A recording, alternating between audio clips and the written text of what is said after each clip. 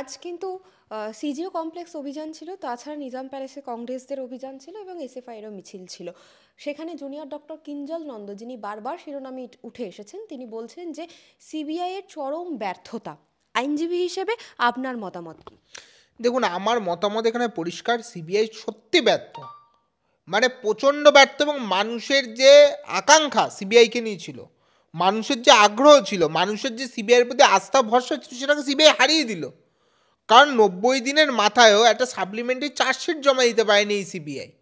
এরকম একটা গুরুত্বপূর্ণ বিষয় সারা রাজ্যে তথা সারা দেশ, এমনকি সারা পৃথিবী জুড়ে যার জন্য আলোড়ন পড়ে গেছে।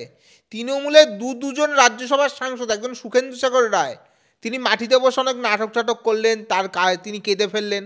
আর একজন সাংসদ, তিনি প্রকৃত অর্থে ভদ্রলোক, জহর সরকার, তিনি পদত্যাগই করে দিয়েছেন। একজন সাংসদ তার সাংসদ পদ থেকে পদত্যাগই করলেন।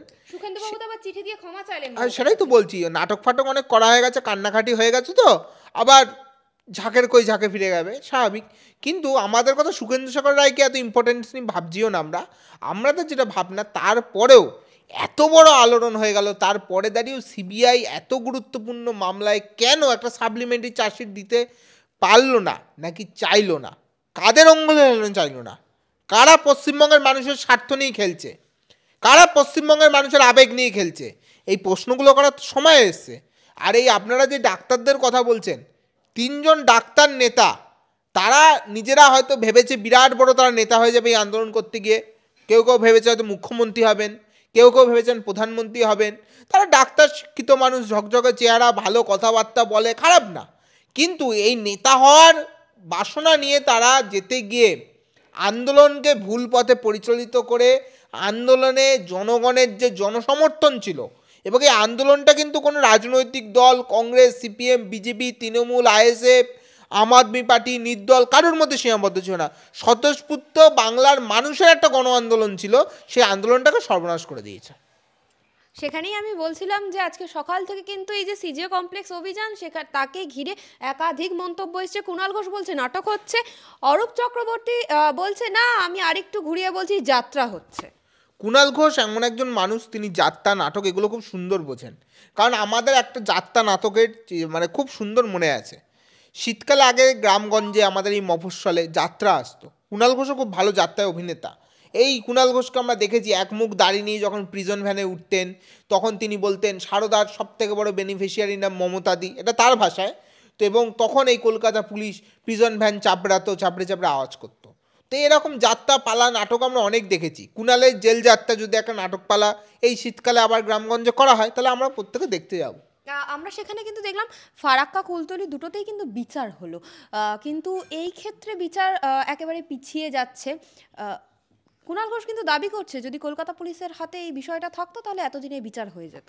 দেখুন, ধর্ষণ এবং মহিলাদের ওপর যে কোনো রকম নির্যাতন সমাজের একটা সবথেকে ঘৃণ্যতম অপরাধ।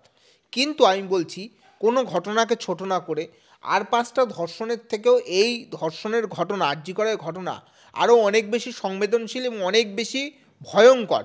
কারণ কলকাতার মতো জায়গায় একটা সরকারি হাসপাতালে, যেখানে নীল সাদা ঝকমকে ঝকমকে রং, সেই নীল সাদা হসপিটালের মধ্যে বসে সরকারি একজন ডাক্তার অন ডিউটি, এবং যেখানে পুলিশের নিরাপত্তা ছিল, বাইরে পুলিশের আউটপোস্ট ছিল, সেখানে দাঁড়িয়ে তিনি যদি রেপ হন, তাহলে প্রশ্ন ওঠে সেই হাসপাতালে রোগীর আত্মীয়দের নিরাপত্তা কোথায়?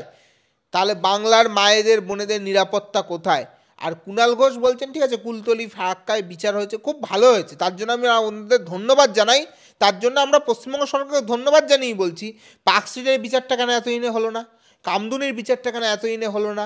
তাহলে যেখানে যেখানে অপরাধীদের সাথে তৃণমূলের যোগাযোগ থাকবে সেখানে বিচার হবে না, আর যেখানে ছিল না সেখানে বিচার হয়ে গেছে, এটা পরিষ্কার হিসেব। সেখানে কিন্তু আবার একেবারে প্রথম সারিতে কিঞ্জল নন্দ, অনিকেত মাহাতো, আশফাকুল্লাদের দেখা যাচ্ছে। এই যে সিজিও কমপ্লেক্স অভিযান এবং পরবর্তীতে আরও বৃহত্তর আন্দোলনে যাওয়ার কথা ওনারা বলছেন, কতটা গুরুত্বপূর্ণ এই বিচারের ক্ষেত্রে? দেখুন, আমি একটা তো পরিষ্কার বলি, একসাথে দুটো জিনিস হয় না। একদিকে রাজ্য সরকারের ফিল্ম ফেস্টিভ্যালে উঠে ব্যাজ উত্তরীয় গলায়, মানে বিরাট উত্তরীয় পরে দেখছি তারা বসে রয়েছেন মঞ্চ আলোকিত করে, তাদের মধ্যে কেউ কেউ, সবাই না, একজন। এবং সেই তিনি একদিকে রাজ্য সরকারের মঞ্চে গিয়ে বসবেন, বিরাট অভিনেতা হিসেবে, আমরা কোনোদিন তার নাম অভিনেতা হিসেবে জানিনি, এখন জানতে পারছি, দেখছি আবার তিনি স্টিলের বিজ্ঞাপন দিচ্ছেন, করতে পারেন, সেটা তার পেশাগত ব্যাপার যদি তিনি অভিনেতা হয়ে থাকেন। কিন্তু একদিকে রাজ্য সরকারের মঞ্চে উঠে রাজ্য সরকারের থেকে সম্বর্ধনা নেব, আবার আরেকদিকে রাজ্য সরকারের ভিতরে আন্দোলন করবো, দুটো একসাথে হয় না। একটাই পথ, পরিষ্কার রাস্তায় কথা বলতে হবে, রাস্তায় নামুন, সব কিছু ত্যাগ করতে হবে, বৃহত্তম স্বার্থের দিকে তাকিয়ে নিজের ব্যক্তি স্বার্থকে ত্যাগ করে নামুন, সমর্থন করব। অনেক রাজনৈতিক বিশ্লেষক মনে করছেন যে সিবিআইকে চার্জশিট জমা দিতে দেওয়া হয়নি।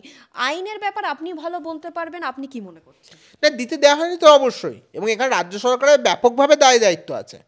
কারণ যদি খুব একটা ভুল না হয়ে থাকে, বিগত 27 তারিখ রাজ্য সরকারের কাছ থেকে এই যে চার্জশিট জমা দেওয়া হবে, এখানে দুজন রাজ্য সরকারের কর্মচারী রয়েছে, একজন অভিজিৎ মণ্ডল পুলিশ এবং আরেকজন হচ্ছে সন্দীপ ঘোষ, কুখ্যাত প্রিন্সিপাল আরজি করে। তো দুজনে, তার জন্য রাজ্য সরকারের একটা অনুমতি লাগে, সেই অনুমতিটা তো রাজ্য সরকার দেয়নি। এটার থেকে বোঝা যাচ্ছে রাজ্য সরকারের পরিষ্কার অপরাধীদের বাঁচানোর উদ্দেশ্যে কাজ করছে। অপরাধীদের শাস্তি দেওয়া না, অপরাধীদের বাঁচানো, তাদের আশ্রয় পাশ্রয়ে আস্ফালন করানো, তাদের বার বৃদ্ধি করানো, এই অপরাধীদেরকে সমাজের মাথা হিসেবে বসিয়ে রাখা, এগুলোই তো রাজ্য সরকারের কাজ। সেখানে কিন্তু তৃণমূল কংগ্রেস কটাক্ষ করছে, বলছে যদি সিবিআইকে চার্জশিট জমা দিতে না দেওয়া হয়, যদি মমতা বন্দ্যোপাধ্যায় তার মাথায় থাকে তাহলে তো ভালো, মমতা বন্দ্যোপাধ্যায় এত কিছু কন্ট্রোল করছে। তা আমরা তো সেটাই বলছি, উনি তো দেননি।